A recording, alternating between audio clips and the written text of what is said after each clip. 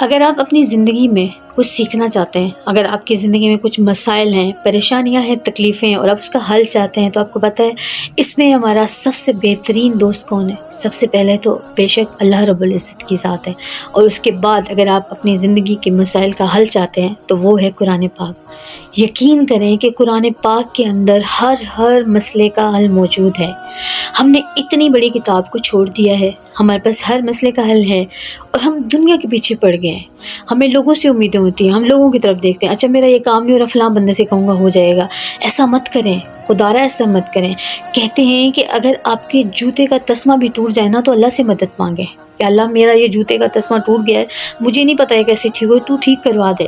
آپ کے گھر میں نمک بھی ختم ہو گیا نا، یہ حدیث کا مفہوم ہے، تو آپ اس کے لیے بھی اللہ سے مدد مانگیں پہلے، بعد میں اسباب کی طرف جائیں۔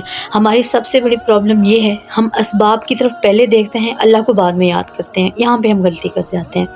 اگر آپ چاہتے ہیں کہ آپ کی زندگیوں کے مسائل کا حل نکلے اور آپ کی زندگیوں میں آسانی ہو، خوشیاں ہو، سکون ہو، تو یقین مانیں کہ قرآن اس کا سب سے بہترین حل ہے۔ آپ قرآن کو پڑھیں، آپ قرآن کو سمجھیں۔ قرآن میں ہم اللہ سے بات کر رہے تو جب ہم اللہ سے بات کریں گے تو ہمیں ہمارے مسائل کا حل ملے گا، لازمی ملے گا۔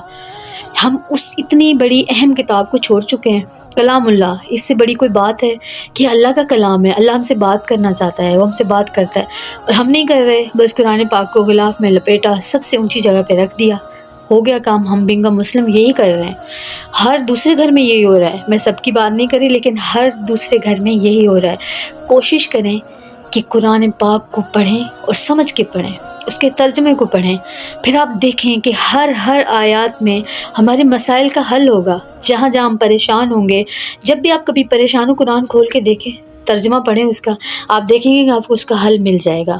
تو کوشش کریں کہ اپنی زندگیوں میں سب سے پہلے قرآن کو شامل کریں۔ قرآن ہمارے پاس ہے، ہمیں کہیں اور جانے کی ضرورت نہیں ہے۔ یہ گورے جو ہیں، یہ جو انگریز ہیں، گورے ہیں، آپ کو پتہ ہے کہ یہ قرآن میں سے مسائل کے حل نکالتے ہیں۔ وہ اس پہ عمل نہیں کر رہے، لیکن حل ضرور نکالتے ہیں، اور ہم جو مسلمان ہیں الحمدللہ، اس کے باوجود بھی ہم اتنی بڑی کتاب کو اگنور کر کے بیٹھے ہیں، بس تقدس سے اٹھاتے ہیں، یا تو وہ قسم اٹھانے کے کام آتا ہے، یا پھر اونچی جگہ پہ رکھ دیا کہ قرآن ہمارے گھر میں موجود ہے۔ صرف موجود ہونا ضروری نہیں ہے، اس کو سمجھ کے پڑھنا اہم ہے۔